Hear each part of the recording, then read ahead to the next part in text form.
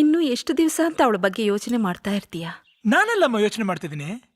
ದಿನ 100 ಜನ ಜೊತೆ ಮಾತಾಡ್ತಾ ನನ್ನ ನೋವನ್ನ ಮರಿತಾ ಇದ್ದೀನಿ. ಅಂದಮೇಲೆ ನೋವಿದೆ ಅಂತ ಆಯ್ತು.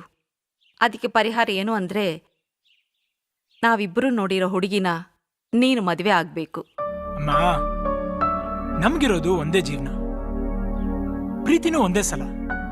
ಪ್ರೀತಿಸಿದವ್ರನ್ನ ಮದುವೆ ಆದ್ರೆ ನಾವು ಸಂತೋಷವಾಗಿರ್ತೀವಿ. ಅದಾಗ್ಲಿಲ್ಲ ಅಂದ್ರೆ ನಮ್ ಪಾಲ್ಗದಿಲ್ಲ ಅಂತ ಸುಮ್ಮನಾಗ್ಬಿಡ್ಬೇಕು. ಅದೇ ನನ್ನ ಪಾಲಿಸಿ. ಅದು ನಿನಗೆ ನೀನು ಹಾಕೊಂಡಿರೋ ಬೇಲಿ.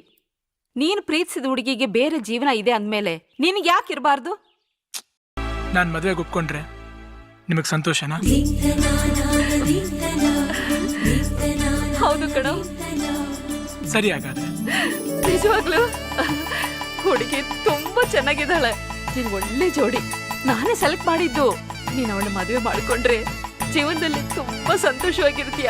ಬೇಕಂದ್ರೆ ಹುಡುಗಿ ಫೋಟೋ ನೋಡು. ಮೇಡಮ್, ಯಾಕೋ? ನಾನ್ ಪ್ರೀತಿಸಿದ ಹುಡುಗಿ ಬಗ್ಗೆ ಯಾವುದೇ ಪ್ರಶ್ನೆ ಕೇಳಿದೆ ನಮ್ಮ ಮದುವೆಗೆ ಒಪ್ಕೊಂಡಿದ್ದೀರಿ. ನಾನು ಅಷ್ಟೇ. ನಿಮ್ ಸಂತೋಷನೇ ನನ್ ಸಂತೋಷ. ಅಯ್ಯೋ ನನ್ ಕಂದ.